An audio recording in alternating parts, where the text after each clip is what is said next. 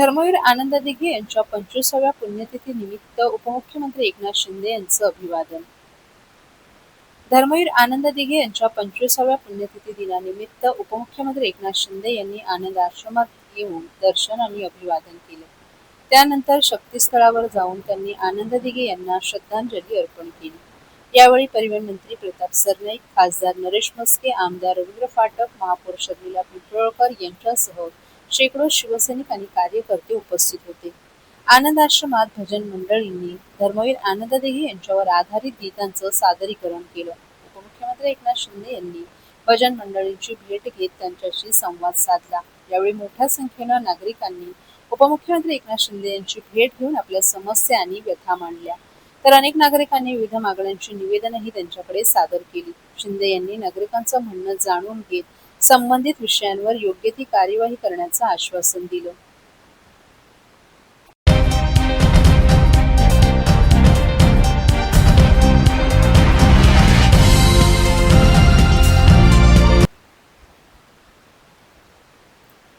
शिवसेनेचे दिवंगत नेते धर्मवीर आनंद दिघे यांच्या स्मृतिदिनानिमित्त माजी खासदार राजन विचारे यांनी त्यांना भावपूर्ण श्रद्धांजली अर्पण केली.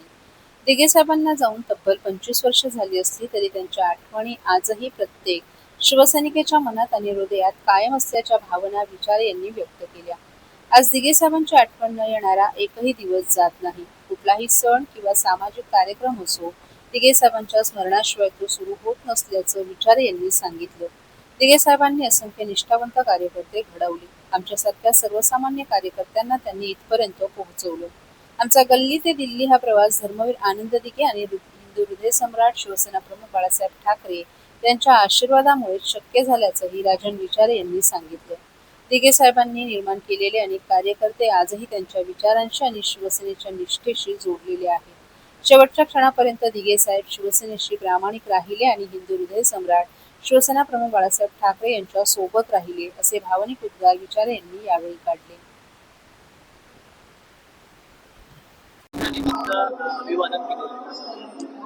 मला वाटतं दिघे साहेबांना जाऊन आज 25 वर्ष झाली आणि एक दिवस सुद्धा असं नाही की दिघे साहेबांची आठवण झाली. आज तुम्ही बघितलं असेल, दिघे साहेब सर्वांच्या मनामध्ये, हृदयामध्ये आणि सर्वत्र आहेत. म्हणजे तुम्ही बघितलं असेल, सण असो किंवा काही असो, दिघे साहेबांची आठवण केल्याशिवाय कुठलाही कार्यक्रम सुरू होत नाही. आणि आज साहेबांना 25 वर्ष झाले तरी सुद्धा आज तुम्ही बघितलं असेल, दिघे साहेबांनी असंख्य कार्यकर्ते या ठिकाणी निर्माण केले. आणि तुम्ही बघितलं असेल, सामान्य कार्यकर्त्याला आज इथपर्यंत येऊन ठेवलेले आहेत. आमच्यासारखा सामान्य कार्यकर्ता आज तुम्ही बघितलं असेल, आज आम्ही गल्ली तो दिल्ली जो प्रवास झाला त्याला दिघे साहेबांचे आशीर्वाद, बाळासाहेबांचे आशीर्वाद, हे दोन महान व्यक्तींचे आशीर्वाद होते म्हणून आमच्यासारखा कार्यकर्ता आज इथपर्यंत येऊन पोहोचला. आणि तुम्ही बघितलं तर असंख्य कार्यकर्ते, असे निष्ठावान कार्यकर्ते साहेबांनी निर्माण केले. आणि दिघे साहेब शेवटपर्यंत या 4 अक्षरासाठीच प्रामाणिक होते.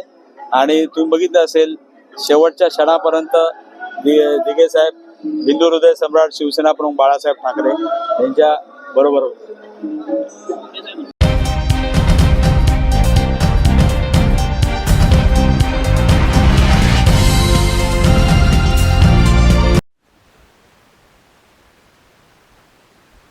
ईद ए मिलाद निमित्त मुंबऱ्यात मानवतेची मानवी साखळी.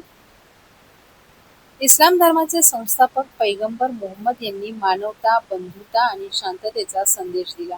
या संदेशांचा मानवी जीवनात अवलंब व्हावा या सदहेतून ईद ए मिलाद उन नबी निमित्त राष्ट्रवादी विद्यार्थी काँग्रेस शरद पवार पक्षाच्या राष्ट्रीय कार्याध्यक्षा तथा नगरसेविका मर्जिया शानू पठाण यांच्या पुढाकारातून मानवी साखळीचं आयोजन करण्यात आलं होतं. या मानवी साखळीसाठी शेकडो नागरिक रस्त्यावर उतरले होते. पैगंबर मोहम्मद यांनी मानवी मूल्य, शांतता आणि मानवतेचा संदेश दिला होता. मात्र सध्या जगात अशांतता निर्माण झालीये.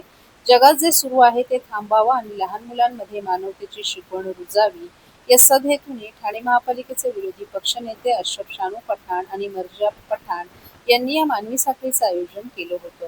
वृद्धांचा आदर करणं म्हणजेच अल्लाहचा आदर करण्यासारखं आहे. तुमच्यापैकी सर्वात उदार तो आहे जो त्यानं शिकवलेल्या गोष्टी लोकांमध्ये पसरवतो.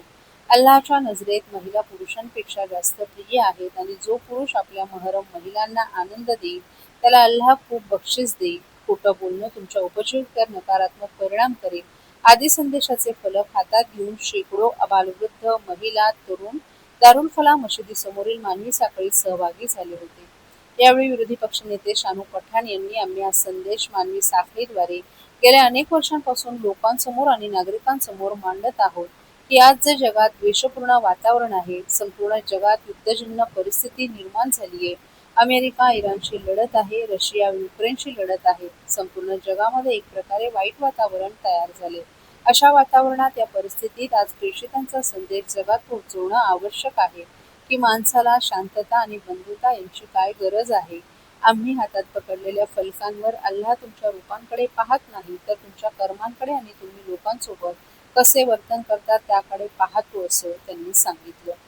तर नगरसेविका मर्जिया पठाण यांनी प्रेषितांनी सांगितलेल्या मार्गावर चालणं हेच पुण्यकर्म आहे.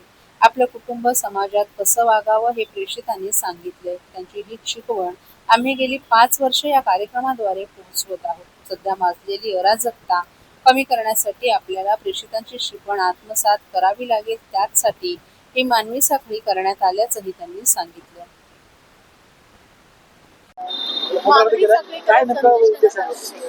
प्रॉफिट मोहम्मद सल्लल्लाहु अलैहि वसल्लम की यौम पैदाइश के दिन के मुताबिक आज का दिन मनाया जाता है और उनका संदेश है कि भाईचारा, सुकून, एकता जगत में कैसा होना चाहिए, ये उनका सबसे उद्देश्य और संदेश है।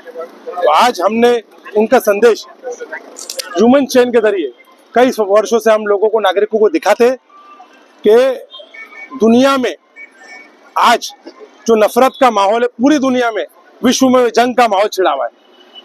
अमेरिका ईरान से लड़ रहा है, रशिया यूक्रेन से लड़ रहा है, अलग अलग देश, बांग्लादेश में हाहाकार, पूरे विश्व के अंदर एक तरीके का माहौल, वातावरण खड़ा हुआ है।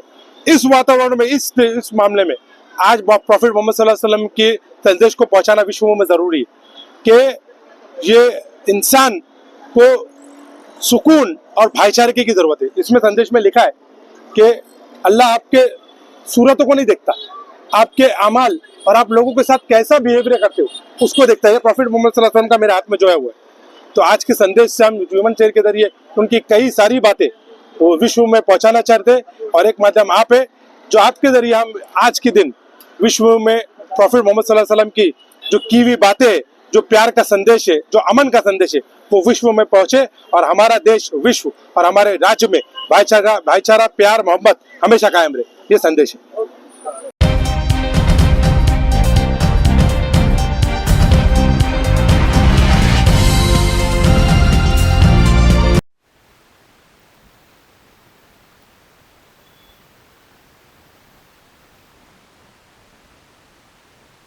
राजन विचारे यांच्याकडून कंत्राटदार आत्महत्यांना संस्थात्मक खून ठरवत गुन्हे दाखल करण्याची मागणी. महाराष्ट्रातील कंत्राटदारांची तब्बल 86,000 कोटी रुपयांची थकबाकी शासनाकडे प्रलंबित असल्याचा दावा महाराष्ट्र कंत्राटदार महासंघानं केला आहे. कामे करूनही वेळेवर मिळत नसल्यानं कंत्राटदार आर्थिक अडचणीत सापडले असून कर्जबाजारीपणामुळे आत्महत्यांचं सत्र सुरू असल्याचा आरोप महासंघानं केला. नवी मुंबईतील कंत्राटदार गजानन भाऊ देवकाते यांनी थकबाकी न मिळाल्याच्या तणावातून आत्महत्या केल्याचा दावा महासंघानं केला. ही कंत्राटदाराची 7वी आत्महत्या असल्याचं सांगत महाराष्ट्र कंत्राटदार महासंघाचे नेते मंगेश आवळे यांनी सरकारला गंभीर इशारा दिला. येत्या 8 दिवसात सरकारने कंत्राटदारांच्या थकबाकीबाबत ठोस निर्णय न घेतल्यास रस्त्यावर उतरून आंदोलन करण्यात येईल असं आवळे यांनी सांगितलं. दरम्यान राष्ट्रवादी काँग्रेस शरद पवार पक्षाचे ठाणे जिल्हाध्यक्ष मनोज प्रधान आणि माजी खासदार राजन विचारे यांनी महाराष्ट्र कंत्राटदार महासंघाची भेट घेऊन आंदोलनाला पाठिंबा जाहीर केला.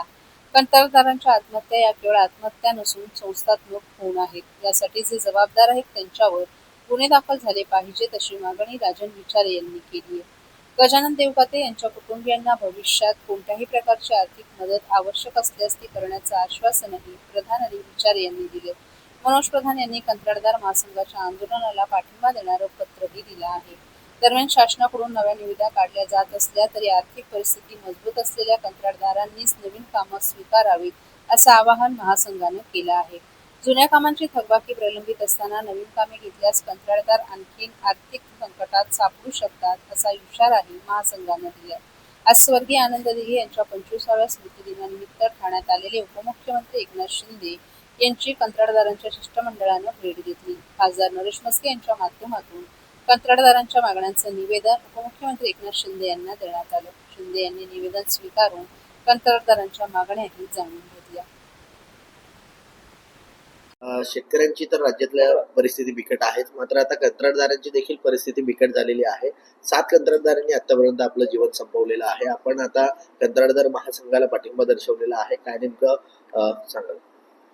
कसं आहे, या महाराष्ट्रामध्ये अधिकाऱ्यांनी सांगितलेल्या विश्वासावर त्यांनी कामं केली. आज 86,000 crores थकबाकी आहे. वारंवार शासनाच्या दारी जाऊनही कुठेही न्याय मिळत नाही. असं असताना त्यांना पर्याय काय?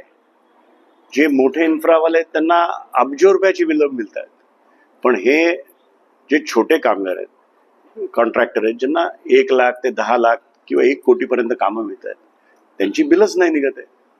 मग आमचा एक छोटासा ठेकेदार नवी मुंबईमध्ये राहणारा देवकाते नावाचे 45व्या वर्षी त्यांना काही उपायच दिसला नाही दुसरा. त्यांना काही मार्ग जेव्हा दिसत नाही तेव्हा माणूस काय करेल? पोरं बाळ सोडून त्यांनी सुसाईड कमिट केलं आणि हे 7वं अशा प्रकारे सुसाईड या ठेकेदारांमुळे झालंय. तर आज मी राष्ट्रवादीच्या माध्यमातून त्यांना पाठिंबा दर्शवायला मी या ठिकाणी आलो आणि त्यांना मी शब्द दिलाय की ह्यांचं कुठलंही आंदोलन असेल, कोणाच्याही दारी जायचं असेल तर ठाण्यातले राष्ट्रवादीचे कार्यकर्ते त्यांच्याबरोबर सामील होतील. देवकाते जे ठेकेदार होते त्यांच्या परिवाराच्या दुःखात आम्ही सामील आहोत आणि त्यांच्या घरच्यांना काहीही आर्थिक मदत लागली आणि यांनी जर तसा आम्हाला निरोप दिला तर आव्हाड साहेबांच्या माध्यमातून आम्ही काही ना काहीतरी फुल न फुलाची पाकळी त्यांना मदत होईल या दृष्टीने आम्ही पावलोच.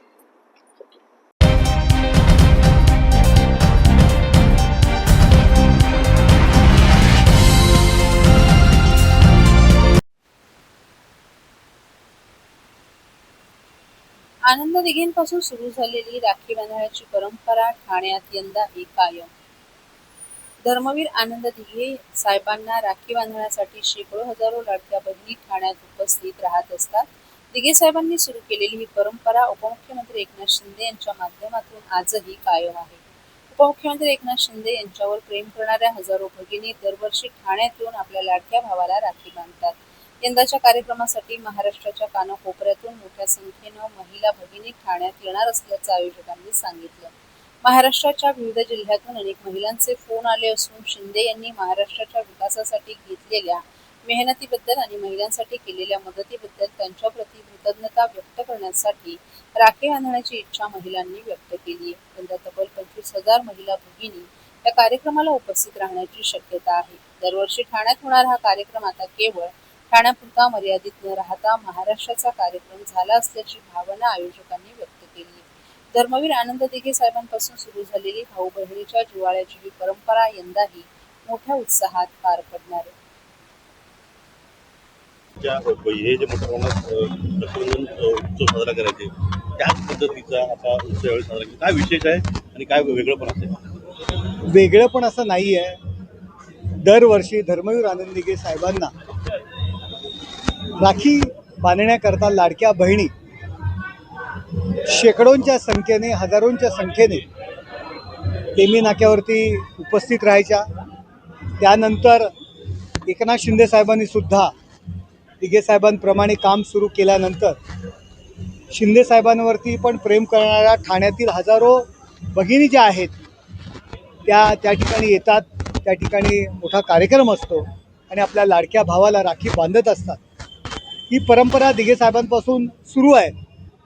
यावर्षी आम्हाला मला या कार्यक्रमाचं आयोजन आम्ही करत असतो. मला महाराष्ट्रातून अनेक फोन आले. मग धुळा असेल, नाशिक असेल, पुणे असेल, रत्नागिरी असेल, सिंधुदुर्ग असेल, अगदी अमरावती, गडचिरोली, परभणी, जालना, संभाजीनगर की आम्हाला सुद्धा या आमच्या लाडक्या भावाला राखी बांधण्याकरता या ठिकाणी यायचं आहे. आणि मी त्यांना सांगितलं एवढा लांबून तुम्ही येताय. नाही, आमच्या लाडक्या भावानी आमच्यासाठी खूप काही केलेलं आहे, अतोनात प्रेम केलेलं आहे. आमचा लाडका भाऊ रात्रंदिवस या महाराष्ट्राच्या विकासाकरता संपूर्ण महाराष्ट्रात पायाला भिंगरी लावून फिरत आहे. आम्हाला त्यांनी हक्काची अशी मदत केलेली आहे, त्यामुळे आम्हाला यायचं आहे.